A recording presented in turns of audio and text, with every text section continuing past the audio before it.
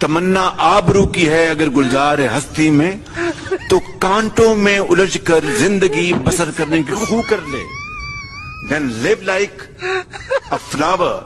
A flower is never produced without thorns. Flower has to go through that process of thorny birth, full of thorns, and then a flower blooms and blossoms. Without that, it is not possible. So Iqbal says that if you want to live in this garden of the world with dignity and honor, then you have to follow that process of a flower, which is full of thorns.